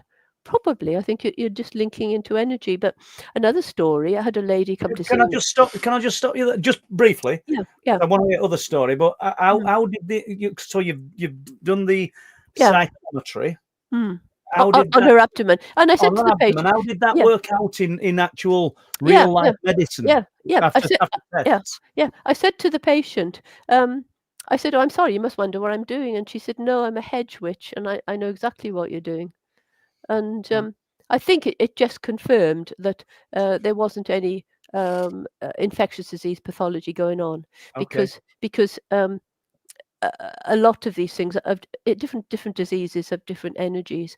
And I can remember when I was a junior doctor at St Thomas's, one of my colleagues had seen a lady and he wanted me to say, "Oh, she's got PID, give her some antibiotics with you, I want to go to lunch." I hated him doing that, but quite dominant. So he goes off, and when I saw her, I thought, "You don't look as though you got pelvic infection. You look more anxious," because people with PID used to look ill, like you would with flu.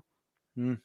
She looked anxious, and he'd done an examination on her pelvis, and so she had regular periods, etc. But I thought, I'm wondering if it's an ectopic. Now, in those days, you couldn't do pregnancy tests. You won't believe this. Your readers won't believe it, but they found out if somebody's pregnant by giving urine to frogs, and if the frogs laid eggs, the woman was pregnant. That was an animal model. It's completely mad. You have to look it up because you won't believe me. No, They may not. you're saying it. I've got Yeah. a run with it. Yeah, yeah. So it would take ages to get a pregnancy test result. We didn't have these instant lovely tests. But I was just worried, so I phoned up because it was her energy was wrong. And I think we've all got energy fields, and we interact with other people's energy fields. And so anyway, I phoned up the on-call senior registrar. No, I was the lowliest. I was in a VD specialty, so I was pretty low, not a brain surgeon. And I said, "Oh, I want you to admit this patient. I think she might have got an ectopic." And he said, "When was the last period?" I said, "Last week." "When, are they regular?" "Yeah, blah, blah, blah." And within orthodox medicine, she shouldn't have been pregnant. But to my energetic feeling, she was, Yeah. So he admitted her, and I remember he didn't want to admit her. And I said, he said, "Oh, send her home, give her antibiotics, send her home." I said, "Well, can I have your name?" I said, "Because if she dies in the street, I want you to be blamed, not me." Mm. And so I blackmailed him really, and I could tell him thinking, "Oh God," He said, What did he do? "Okay, send her up." So he sent her up, put her in a side room. Next time they looked, she was unconscious. She had a burst ectopic, and they Right. saved her life, but her blood pressure was like 56/0, something awful. And and so I think I was very attuned to the energy of your patients, which is I always like to shake hands, but then COVID comes along and you're not allowed to touch, and Mm. it's all this environment. You mustn't be seen to be inappropriate. Well, okay. We'll jump from that one then. Thank you, Dragonborn. I didn't answer the question, but I've never used Oh, a pendulum. I've used it for other means, Dr. Anona, are the spirits always positive and full of love? Well, the ones I've attracted so far, touch wood, but they may well not be. Okay. I don't have any personal experience of dark energy. Not yet. Please God, keep them away. Well, no, be careful. But well, you're not wishing for it, are you? But No. West Coast MD, what reason could there be for family members who have passed not to make contact with grieving family members, often desperate for a sign? I think it's likely, and again, this is what when I'm reading lots of books, that when they first pass over, they have a little time to re-heal and reevaluate where they are in a new space. So probably they can't. And also, I think earthly matters on the other side don't matter that much. I think they still care very much for their loved ones, but they probably have got their own whatever they're getting up to on the other side. That's what they're doing. So I don't. Their guess, your guess.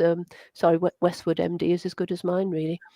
Jump in from questions. What about things like poltergeist activity? Have you ever experienced that?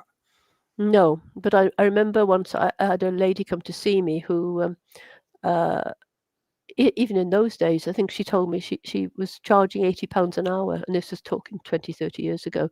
And she said she could actually make objects move. And whether that was poltergeist or whether it was her, but I've not got any personal experience of poltergeist. I would be lying. It's beyond my personal experience. Yeah. And you talked about I know very little about psychometry.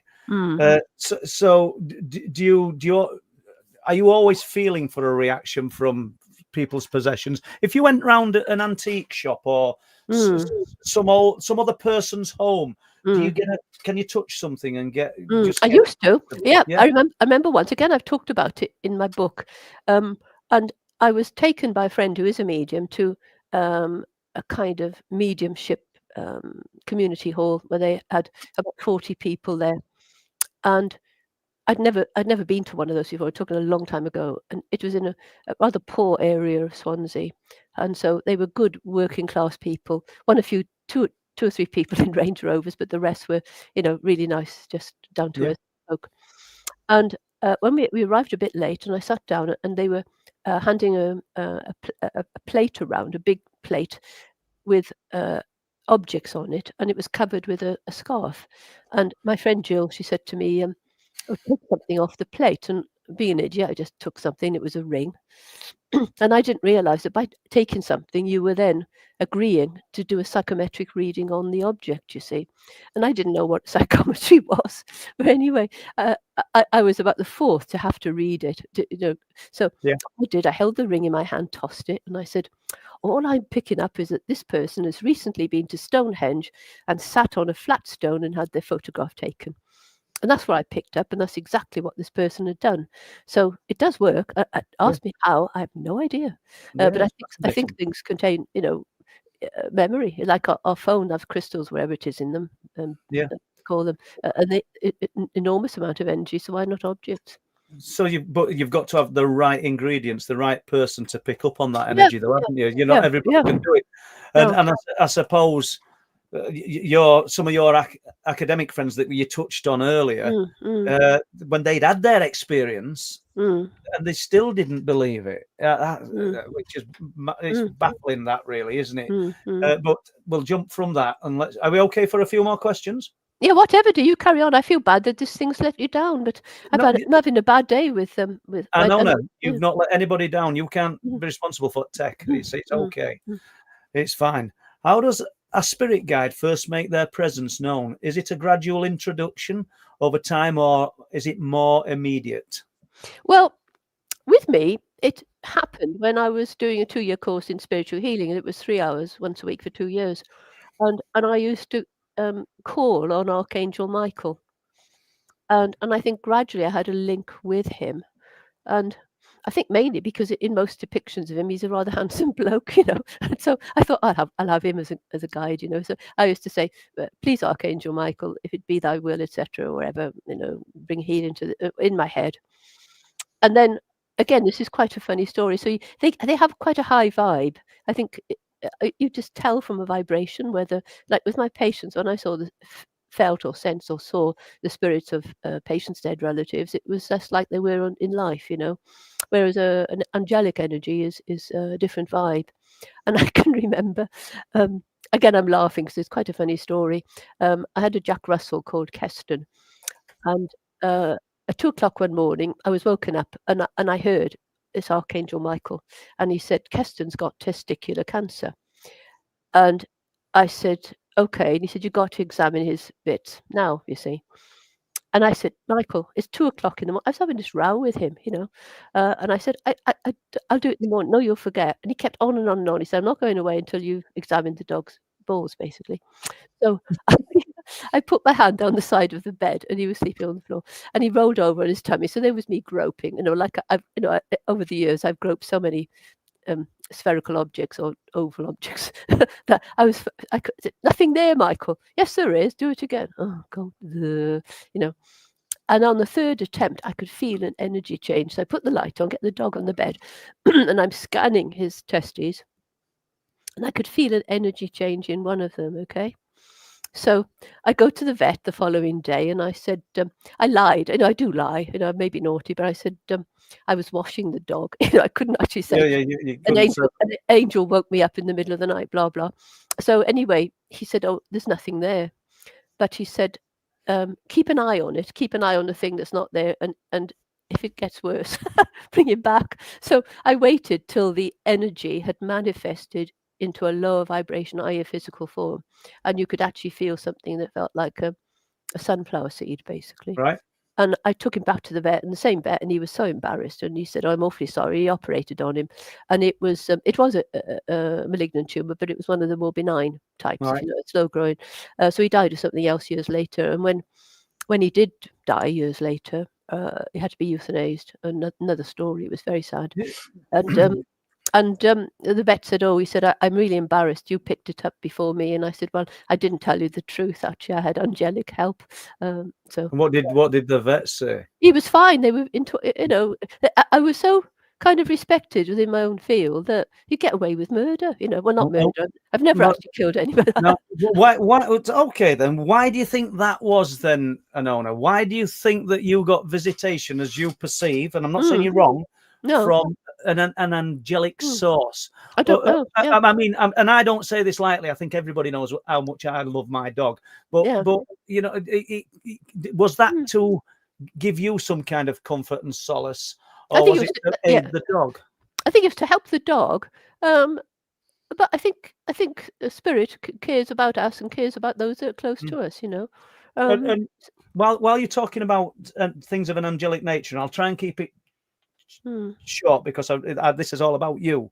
But a lady contacted me years ago called Annie. I'll not say her surname, and she were in later stages of her life, and she'd got breast cancer, bless her, and she wanted to tell me about seeing an angel, and she'd got one child, and this lady was quite elderly, so I don't know, I can't remember the age of a son now, but she'd got one child.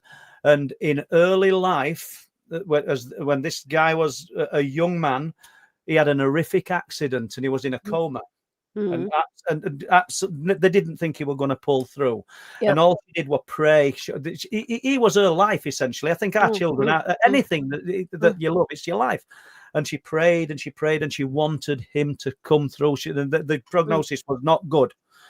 And she said, and then one night I woke up in the night, she said, and she did me a drawing, bless her, and I've still got the drawing. And and I'm so grateful for this lady who shared this with me. She wanted to. And she'd drawn a dressing table, and she'd drawn a position of her bed and in bed, and this huge figure stood near the dressing table, nearly as tall as the ceiling. And everything was in pencil, and his hair was like gold and almost gingery gold, a page boy style cut, as she said. She said, I woke up in the night and he spoke to me. She said it was an angel. I think she said it was Archangel Gabriel, she perceived it as. Yeah. And he told her that her son was going to be all right, and everything was going to be fine. I got goosebumps talking about it because and she wanted to look at him, and he told her he couldn't turn, and he said, because my brilliance, my radiance would essentially kill her. He said, I would be too much for you to look at. Have you ever heard anything like that? Well, read about things like that, but I'm just trying to sieve my memory of any stories I can tell you that would relate to it. Well, we can still do more questions because we've got a few minutes left, if that's okay. I haven't got any personal experience of something as quite as profound as that. But you know, in the literature, there's plenty of people that have actually seen images, similar images. So I wouldn't disagree with her, because things that have happened to me a lot. I was told weird. I didn't even put in the book. You know, It was so sincere, you know, her letter, and then we eventually got to speak, and we out labouring on it and going into detail. My dad had, is it bronchial ecstasis, whatever you know. Bronchiectasis. Yeah, that's horrible. But that's a terrible disease, so you'll know how difficult it was to breathe and talk. And this lady were talking the same, and she was speaking to me on phone, and there's big gaps between the words. That were a genuine, from the heart story. And you know, so when people say, "Well, a load of rubbish," I just dismiss them. Anyway, enough of my rambling. Let's. No, I'm sure your listeners will have had loads of beautiful experiences, and if they want to write to me, because I'm toying with the idea of doing another book. It depends on how many, if this particular book, the current one, is successful, because I had a load of people, including one chap who's a neurosurgeon, that had many experiences, and it was just would have made the book too long, you know. Yeah, absolutely. And I have put people in the description on the YouTube where you can contact Anona. So, you know, please do with any your experiences or anything that you want to ask them. Just while we're on with that, I will have a minute. If anybody wants to buy the Truth Proof books, they're on truthproof.uk. Excuse me. And you can also get them on Amazon as Amazon Kindle downloads. So there's 4 books. There's obviously 5 books. There's the Night People, and then there's the 4 Truth Proof books. And we also have the DVD, which is Wolflands, which I made with Les Drake. I'm incredibly proud of it, as is Les, because I think it took us 3 years to make. A lot of hard work gone into it. Truthproof.uk. Or if you've got Amazon Prime, you can watch it on Amazon Prime. So enough of me. I've got a question here from Stargazer Eternal, if that's okay. As a spiritualist and healer, being able to share messages, stroke evidence to someone who is grieving is a gift of healing. Oh, gosh, yeah. Absolutely. Totally. Because the first and third Sundays of the month, I chair a meeting which my medium friend Jane Hutchinson holds in Hereford. And when you're sitting at the front, you can see people's faces, and it's gradually helping me to tune in again. Yeah. And when people, the medium, will go to someone and say something very specific, they're in tears. And it's such a healing process. And it's lovely. Afterwards, I go around and give them a hug. And I think when you hug someone, you're channeling healing energy. And they benefit, but you benefit too. And I can remember one chap, he said, the medium said to him, "Oh, I've got your father here, and he used to do archery, and he had a dog called Spot. He used to trouser leg. You know, it's things that are so specific that you think, my God, there's something into it." And you can see people come in, and they're usually quite sad. And fortunately, Jane, the lady who runs the group, she understands my sense of humour, and I'm allowed to tell a funny story. Some of them are quite naughty, because I think laughter raises the energy, and then we go into a more formal meeting. So yeah, I think that as this whoever it was that said, God, they're a great gift of trying to give feeling. Yeah. Lovely question. Thank you. We'll just put this on. It's not a question, Sophia. Another amazing live guest. Thank you, Sophia. I totally agree. And I should say, I'm sorry I went dead for a while, but I knew you were going to say that, because I nearly said, "Don't worry about it." These I know. I was panicking and trying to get onto my laptop. I thought, oh gosh, and the thing is, I was having to do it with my finger, and I was shaking so much. I kept opening up things like, you know, something on Amazon Prime, and oh no. Oh no, we're all good. We've managed it. So, Tony Worrell, has Anona come across any hospital ghosts? The hospital near me are all haunted. That's interesting, isn't it? I haven't, but I had one lovely nurse that used to work with me, used to work in the old part of the hospital, and she reckoned she saw them quite regularly. But I worked, you know, to be honest, working in a GU medicine clinic, the people that came there were mainly young, apart from HIV patients, God bless them, but we never had any deaths in the clinic. No. Yeah, they were this young, vibrant people. That's why they're too vibrant sometimes. That's why they had to see me. And so I was never in that sort of environment, you know. No? Right. Studio 211 Productions. Anona, do you believe that ghosts are different to spirit energy? What are your thoughts? Good Yeah. question. Yeah, it's a matter of whether you call them ghosts or whether you call them spirits. Some people think that ghosts are just people who have are stuck on the earth plane for whatever reason, whereas spirit entities are sometimes thought the people that sort of have transitioned and come back to help us. So are they different? They may be, you know. Okay, thank you. yeah. We'll run through a few of these. Lisa says, has the Doctor ever had No. an alien experience? That were quick. Some of the blokes I used to go out with, probably, but I think I was alien to them. So no. So right, yeah. right. Question from me. Even if we don't get to another question, and this is probably going to be a no. What are your thoughts then? So, you're in the surgery and somebody talks about alien abduction or I've been impregnated. No, Alien related. Nothing. No, nothing like that. No. Yeah. No, There is a funny story I could tell you about that, but I'm not sure how confidential it was. Well, we'll not go there. Then we'll jump into this one. Just would it say that I had a friend who had a neighbour who was cheating on his wife, okay? And he disappeared for a week and then decided to come back, and he told his wife he'd been abducted by aliens, and it ended up in the local press. Really? I think, yeah, well, that's probably happened before. I mean, there was a lady who claimed that she was having a baby from Venus in the 1950s. And she may have from somewhere, a Venusian, somebody from Venus. So maybe she were, you know. I can't answer that, can I? I don't want to. Right, we'll go here now. Question: Have you contacted with the person that got hit in the this is for me, with the light? Yeah. Has he gained any abilities, i.e. healing abilities? Well, it was only, Tony, it was only last Friday. I can tell you now, it's really, I don't mean rattled him in a bad way. He's blown away by it. Absolutely blown away by it. This guy's been coming to the cliff tops with us because he's one of the guys who fishes the cliff tops and the beaches, and he has done for probably 20, 30 years. But he's also seen the lights out at sea that we talk about. So he's got an interest and he's started coming up. And he's a valued member of what we'd call our team. And it was me that saw it. That light hit him in the stomach. He never saw it because literally 4 foot away from him, he was looking at Pete's hand that was glowing and his back was lit up. So it was like a ping pong ball. And it's not just a peripheral, as I said earlier. We all saw it. 7 people. 4 occasions. I saw it myself the first time and told everybody, and nobody saw it. 6 of us saw it then on the other 2 occasions, and then 7 of us saw it on the last occasion. Incredible, really. And I don't consider this a little sparkling light that somebody or 2 people have shared that they've seen in the grass. This was a multi-witness account, really special. So this is about Anona, not me. So let me stop. Let's have a look. Steve Collin. Dr. Anona, do you think the medical society are taking the phenomena seriously now?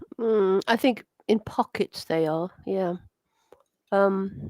But orthodox medicine is so much held by conventional thought and the pharmaceutical industry that it's very difficult, because the vast majority of lay people just don't open their minds to spiritual matters. And I think that's where things like your podcast, we need to get society as a whole more open-minded. And I think actually the cost of conventional healthcare is going up. And so we're going to have to look at other methods. And I know there are projects. So instead of giving people antipsychotics or antidepressants, they're told, help to do things like gardening and encouraged to have things like massage. I think we've got to go back to caring and have the doctor-patient contact is so important. Yeah, we're going like, okay, telephone conversations are fine, but if you've got a patient in front of you and you get eye contact and you shake hands, you pick up so much non-verbal information. And I think we've got to get back to that, because it's lost a lot of its kindness, I think. So there are pockets, and certainly, obviously, the doctors I speak to are very much open to it, because they wouldn't be friends with me otherwise. Go on, sorry. Look up the College of Medicine. If you look at the College of Medicine literally on Google, it grew out of the ashes of the Prince's Foundation for Integrated Health, and there's a lot more information there about how orthodox medicine is beginning to interact with alternative methods.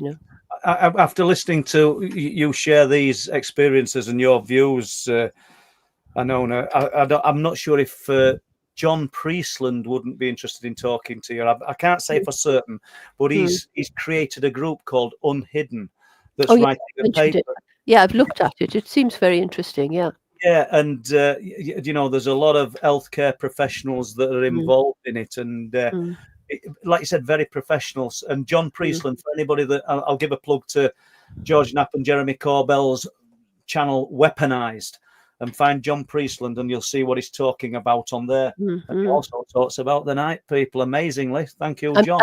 I'm looking forward. Actually, I was thinking, because I know it's a bit off piece, but my friend Jane, she's a cracking medium, and she can contact people from the past as well, people like Henry VIII.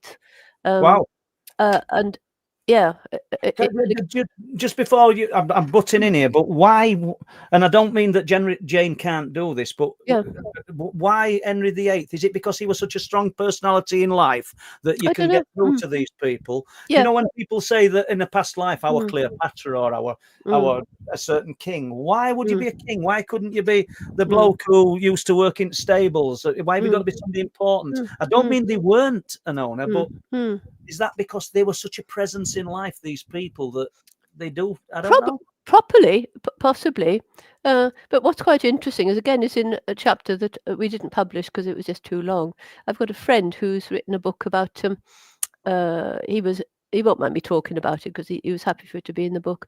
It was he was in the I think he was a commander in the US Navy, and he was had a PhD of war studies.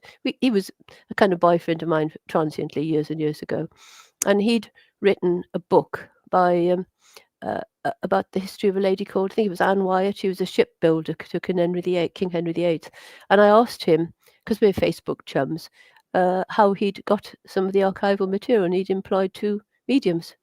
Really? Who got in touch with her, and fabulous. and I think sometimes you can just call people in. My friend Jane is amazing. She even was able to talk to my late Jack Russell, Fido, in order to tell me where my current one, Jasper, in a few days' time was going to escape from my garden. And he did try to. Again, I've written all about it. But she said, he's going to try and get through a hole in your fence, and told me where it was. And I went to look, and there was nothing there. But then a few days later, he'd bitten a hole in and almost escaped. I don't understand. I don't understand half of this, but it's implying that the dog has almost got human type intelligence to be able to communicate with you from that side, but he can't on the earth plane. Yeah.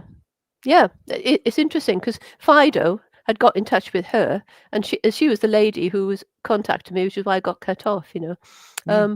And she said, Fido's just given her a message. You see, the thing is, my life is weird, but it was true, and I went around twice, and I was kicking the fence to try and see, where she said it wasn't there. And then one day, make him wear a Tinkerbell collar because he's a little escape artist. And I was in the garden, and suddenly I didn't hear the bell going, so I go and find him, and he got his head through a hole that he'd chewed exactly where she said. So I rushed off to get some mesh to repair it, and when I come back, he'd done a bigger hole, and the only thing that stopped him going through, he caught his willy in one of the chicken wire holes and couldn't get through. Lovely. So I had to do a breech delivery. Always a good idea that have some chicken wire on for that. But I suppose I accept it as part of life. So I think, why wouldn't you believe it? Right. So we've got. Let's have a look. Barbara Maria, Dr. Anona, during your paranormal experiences, have you ever experienced non-earthly beings? And I think we're alluding to aliens once again. No, not aliens. The only time is the spirits of animals. There was a horse once who came through, and then one white dog and one black dog. That's the only animal I've been. So the animals that come through, are they actually communicating with you, or are you just perceiving that they're there? Yeah, perceiving that they're there. What happened with this one particular with the horse was quite interesting. There's a regular clinic, nothing abnormal had happened, and lady came in and for a checkup, and this horse followed her in, and I could see it, quite strongly, and it was brown and white and black, and it had a multicolored mane similar to the patient's hair, and she was just wearing regular clothes, and I thought, why am I seeing this horse? And it was getting so strong. Its presence, I thought it might poo in the room, So I said to her, did you ever have a horse? And she said yes. And I said, was it brown and black and white and had a multicolored mane like your hair? And she said yes, only it was tan, not brown, and I'm not a horsey person. I said, did it used to muzzle the top of your head? And she said yes. And I said, oh, I think it's with you now to give you strength. Right. And then she'd seen gynecologists and couldn't find anything wrong with her, but she had abdominal pain. And when I examined her, I couldn't find anything orthodox, functional wrong with her. And then as we were talking afterwards, I said to her, she's had a row with her family over her new partner. And I said, how do you feel about that? And she said, I am gutted. My family have deserted me. Gutted. And so she had abdominal pain. Wow. And then I could see a light bulb go on. And I said, I think the horse has come here to tell you, to gain strength and blah, blah, blah. And in fact, we were being appraised that day. And when I looked, though it was anonymous, she said that I'd given her an explanation for what was going on, and she felt much more healed, Thank you. There's a... Sorry. We're nearly there now. Yeah. Anona. Shane Walvin, you can tune into God frequency. Yeah. Okay, Shane. I hope so. I'd love to. Yeah. Thank you, Shane. Let's have a look. And right, I don't. Right, Shane. Oh, again, water, salt, energy, hydrogen, your body. Okay. We're not. Let's have a look. Let's have a look here. We'll just scroll down. Because I know I'll get punished for not asking the questions, and I bet you've got a dry throat because you've not stopped talking for 2 hours, Anona. So we do appreciate it. It's okay. Does the lovely doctor think there is a spiritual awakening going on in the world at the moment? Oh gosh, we need it, don't we? Absolutely, and we'll make this the last question. No, I remember when I was doing prep for my book, it said that if you have more than, it's a book called Yuval Harari or something called Humanity or something like that, and he said that if you have more than 150 in a tribe, you have to develop a religion. That's what he reckoned, because a Catholic in Brazil will think more or less the same as a Catholic in Russia. And so religion, he felt, was born out of a need for kind of tribal allegiances. And to me, religion is a way of controlling populations, particularly, yeah, I would agree. particularly women. And I go, so I think we should all have our direct connection with God, spirit, whatever it is. What was the question? I've forgotten now. Sorry. I'll have to go back up. Let's have a look. Come on, Paul. I don't know now. I can't find it. Right, there we go. Tony D. Does the lovely doctor think there is... You only wanted me to say that, to say, does the lovely doctor again, didn't you? I know, that's right, yeah. I think there's a spiritual awakening going on in the world at the moment. I certainly hope so. We certainly need to. Because it almost feels as though there's an Armageddon going on. It's terrible, isn't it? We are depressing ourselves. Yeah. And I think until we abandon religion, because when you think a lot of it is religion-based, it's one lot saying my religion is more important than yours. And it's all nonsense, really, I think. We might just have one. I don't know if this applies. I've got a new age music tape called Blue Star, something to do with standing stones. Oh, yes, that's the Blue Star. That's in the Stonehenge, isn't it? The Blue Stones. I think. Yeah. Right. So just one thing, because I think it applies to me, then we'll close it, because Jeremy's here. Jeremy Brooks, who was up on the cliff tops with us last night. Paul picked up on some light flashes on the audio from light flashes and audio from last night at Bempton. I'll send it over to you, which is fabulous, because it's a little bit of confirmation of we had 7 cameras rolling. I think it was 7. And it's not the definitive proof, is it, of some kind of visitation, but it's good to try and get something. So thank you, Jeremy, and that is brilliant. No, that's important, because it's rather like with near-death experience. One person can have it, but then if you have a shared near-death experience, everybody, it's more believable. So it's the same thing with your... Jojo. Absolutely, yeah. And all I will say is, Alison, thanks for doing moderating for us. Gemma, thank you. Lee Roscoe, thank you very much. And Nona, amazing. We've had 2 hours of your time, and I really appreciate it, because I know you're a busy lady and you've got friends with you at the moment. But last recap, your book from come on, help me. From Medic to Mystic. And it's like something called The True Story of an Academic Physician's Journey Towards Spirituality. And it's on Amazon. And also any bookshop you can order it from. Yeah. And I think everybody knows from listening to you tonight what you're about. And on my website as well is a lot of free stuff on my website, which is drblackwell.co.uk. It's lowercase drblackwell.co.uk. Thank you very much, Anona. And on that note, I'm going to say thank you very much for listening. Thank you for sharing your time with us, Anona. And you. Good night from Truth Proof. Good night. Namaste. Goodbye. Night.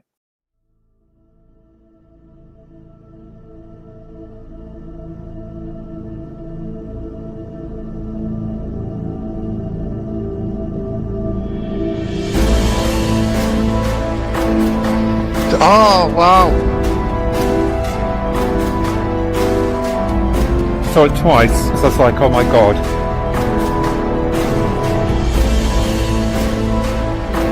That was just weird.